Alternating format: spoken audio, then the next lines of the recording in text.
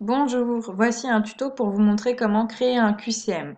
Il faut aller dans l'application ici, outils pédagogiques. Ensuite, vous cliquez sur QCM. Pour information, il y a déjà aussi des QCM tout prêts. Donc par exemple dans la bibliothèque de Nathan, où vous avez des QCM en français, en histoire et en mathématiques qui sont déjà prêts. Vous pouvez aussi avoir des QCM dans la bibliothèque de l'établissement. Donc là, par exemple, dans la bibliothèque de l'établissement, il y a des collègues de maths, de physique, chimie et de sciences qui ont partagé des QCM. Donc là, je vais vous montrer plutôt comment créer un QCM. Donc vous cliquez toujours sur Mes QCM. Ensuite, vous cliquez sur Créer un nouveau QCM. Donc là, comme je vous disais tout à l'heure, vous pouvez importer de la bibliothèque de l'établissement ou importer des QCM depuis un fichier XML. Ça veut dire ça, c'est si quelqu'un d'un autre établissement vous a envoyé des fichiers. Je vous montrerai plus tard. Donc pour créer un nouveau QCM, on saisit l'intitulé. Donc là, ce sera les gestes barrières. Ensuite, vous pouvez sélectionner la discipline. Pardon, les gestes barrières. Donc là, on va le mettre en sciences, valider. Vous cliquez aussi ici à côté, vous pouvez mettre le niveau. Donc là, ce sera pour être sixième. Et si vous voulez que ce soit accessible à vos collègues, vous pouvez du coup le partager dans la bibliothèque de l'établissement. Quand il y a les livres, ça veut dire qu'il est partagé dans la bibliothèque de l'établissement. Alors ensuite, pour les questions, vous avez plusieurs possibilités. Choix unique, ça veut dire qu'il n'y aura qu'une seule bonne réponse. Choix multiple, il y aura plusieurs bonnes réponses à cocher. Là, il saisit une réponse plutôt numérique. Là, il saisit du coup une réponse avec un texte. Épellation, il faudra saisir la réponse que l'élève devra épeler. Association, ça peut être pratique par exemple pour les définitions. Il va falloir associer les paires entre elles. Et donc du coup, après texte à trous, réponse libre, là c'est l'élève qui saisit le texte. Texte à trous, liste unique. Et liste variable, du coup là par contre l'élève aura le choix avec plusieurs propositions. Donc pour créer une question, vous cliquez par exemple sur choix unique. Ça veut dire que l'élève pourra proposer qu'une seule bonne réponse. Ici, vous saisissez votre question.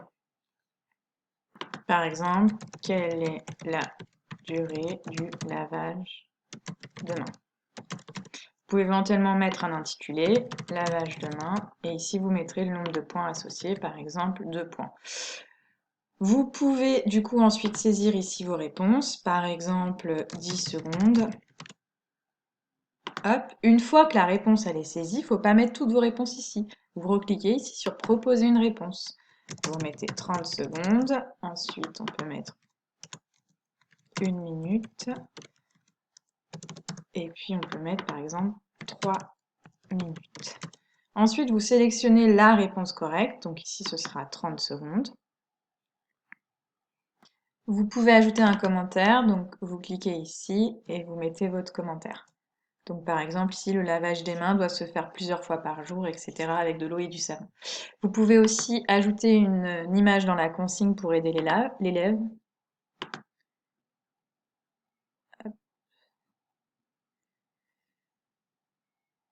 Voilà, donc en général les images elles sont redimensionnées et là l'image pourra guider l'élève. Donc attention, parfois les images elles sont affichées toutes petites chez les élèves. Et vous pouvez aussi rajouter un lien internet. Et pour terminer, vous pouvez ajouter une compétence. Donc pour ajouter la compétence, vous cherchez le niveau. Donc moi c'est en sixième, donc c'est cycle 3. Ensuite vous cherchez la compétence transversale. Donc moi c'est en sciences et technologies. Et ensuite cherchez la compétence. Donc ici ce sera la compétence sur le comportement éthique et responsable et vous validez. Hop. Comme ça j'ai une compétence qui est associée. Ensuite, ici, vous pouvez cliquer ici pour voir la vision de l'élève. Donc, lui, ça va s'afficher comme ça. Quelle est la durée du lavage de main? Il aura une image pour s'aider et il peut éventuellement cliquer sur le lien pour accéder au site. Et ensuite, il répond à la question. Hop, voilà. Donc, une fois que ma question elle est terminée, je clique ici et je mets valider. Donc là, j'ai ma première question. Si je veux plusieurs questions, je fais du coup ajouter une question. Donc là, on a déjà fait les QCM. On peut faire par exemple réponse à saisir numérique. Donc là, l'intitulé, c'est toujours les gestes barrières. Gestes barrières. Du coup, là, on peut dire par exemple quelle est la distance sociale à maintenir. On peut toujours éventuellement mettre un lien d'un site, une image, et là, du coup, vous saisissez les réponses possibles que l'élève peut mettre. Donc, normalement, il est censé mettre 1, mais il y en a qui peuvent mettre l'unité, donc il faut penser à toutes les réponses possibles. Sinon, ça va lui compter faux. Même principe, vous pouvez associer ici une compétence et regarder après la vision de l'élève. Si par exemple, il mettait 1 mètre avec un S, ça va lui compter faux parce que je ne l'ai pas mis dans les réponses. Donc après, à vous de voir quelles sont les réponses que vous jugez exactes. Si vous autorisez ou pas la faute. Si vous l'autorisez, du coup, vous rajoutez ici 1 mètre avec un S, même si c'est faux, même si l'orthographe est fausse. Voilà. Alors, ensuite, vous faites valider. Et du coup, vous pouvez continuer à ajouter votre question. Alors, donc le texte à saisir, c'est pareil, il faut penser à toutes les réponses possibles de l'élève. Ensuite, sinon ça va lui compter faux dans son QCM. Pour les associations, c'est pas compliqué non plus. Ici, vous mettez votre question, ou plutôt la consigne. Donc par exemple, ici, on va mettre toujours les gestes barrières. Donc là, vous mettez le mot, par exemple maladie, et là, vous mettez dans l'élément B ici, vous mettez sa définition. Hop, voilà. Donc vous créez une nouvelle association si vous avez un autre mot, donc par exemple pathogène, et vous mettez à côté ici sa définition. Il ne faut pas oublier ici de mettre le nombre de points, donc par exemple celle-là on peut dire qu'elle est sur 2. Et ensuite vous pouvez toujours voir la vision de l'élève ici, où du coup il doit déplacer les définitions au bon endroit. Par exemple là si je mets ça ici et ici, je valide, normalement ça va être faux. Et là du coup j'aurai le corrigé, où on me remet correctement les éléments. Donc ensuite vous validez. Donc là pour le moment vous avez 3 questions. Ensuite après l'association vous avez la possibilité de faire des textes à trous. Je vous déconseille texte à trous ou réponse libre parce qu'en général il faut penser à toutes les réponses que l'élève va mettre. Donc le mieux c'est soit de faire à liste unique ou liste variable. Je vous montre rapidement avec liste variable. Donc là, j'ai remis du coup l'intitulé, vous remettez vos points ici. Et donc là, par contre, pour faire le texte à trous avec la liste variable, vous sélectionnez le mot ici. Donc là, c'est le mot que je veux qu'il trouve dans le texte. Vous cliquez ici sur le T. Et là, il va falloir proposer du coup d'autres propositions. Donc par exemple, je peux mettre le nez, je peux mettre le menton, je peux mettre le masque, etc. Et je fais insérer. Donc là, s'il y a un autre mot que je veux qu'il trouve, je reclique ici sur le T et je propose d'autres mots comme masque. J'appuie sur entrée et je clique ici pour proposer une autre proposition. Nez, j'appuie sur la touche entrée, voilà, et j'insère. Je peux encore insérer une image, donc là j'ai cliqué sur l'image et j'ai inséré l'image. Je peux toujours ajouter une compétence. L'idéal c'est toujours d'avoir la vision de l'élève. Donc là je regarde la vision de l'élève et je peux du coup choisir, je me lave les mains, je passe les attaches derrière les oreilles et je valide. Et donc du coup là c'est bon, ma question est prête. Ensuite je fais valider et donc du coup là j'ai déjà 4 questions. N'oubliez pas d'enregistrer régulièrement. Ensuite, pour la modalité d'exécution, soit vous n'avez pas de corrigé, soit vous mettez un corrigé à la fin de chaque question, soit tout est corrigé à la fin de son QCM. Toutes les questions peuvent être présentes, vous pouvez mélanger aléatoirement pour chaque élève, vous pouvez aussi mélanger l'ordre des réponses. Ah, et vous pouvez aussi sélectionner que certaines questions, quand elles ont le même nombre de points. Donc là, c'est pas possible parce que moi, j'ai mis des questions à 2 points et à 1 point. Ensuite, vous pouvez accepter les bonnes réponses incomplètes et tolérer la présence de réponses fausses. Et vous pouvez éventuellement permettre à l'élève de se prononcer sur la difficulté du QCM. Voilà, et ensuite ici après vous aurez les résultats. Je vous montre sur un autre QCM comment ça se présente.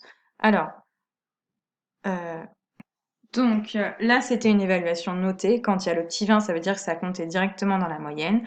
Et donc là vous avez la note, le temps qu'il a passé et les questions où il a eu faux. Par exemple ici, l'élève s'est trompé. Ensuite, vous pouvez aussi évaluer de façon non sommative, ça veut dire que là c'est plutôt un entraînement, donc dans ces cas-là il y a la présence de la petite maison, et du coup là vous avez plutôt s'il a juste réussi ou pas réussi, avec les couleurs vertes ou rouges.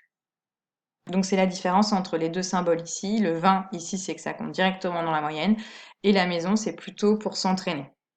Ah, j'ai juste oublié, si jamais vous avez des questions qui se ressemblent, vous pouvez les dupliquer ou les supprimer. Pour ça, vous la sélectionnez et vous faites clic droit. Soit vous modifiez la question, soit vous modifiez son barème, soit vous la dupliquez. Donc si je la duplique, hop, elle va apparaître ici en dessous et je peux juste modifier par exemple un mot. Et donc si je continue, je peux aussi retirer la question du QCM si j'en veux pas. Hop. Alors maintenant, si vous voulez que le QCM compte dans la moyenne, il faut aller ici dans Notes. Vous sélectionnez la classe, donc par exemple 4e 2. Vous cliquez ensuite ici sur Créer un devoir. Ensuite, vous cliquez sur Associer un QCM. Vous sélectionnez ensuite le QCM, donc ici c'est les gestes barrières.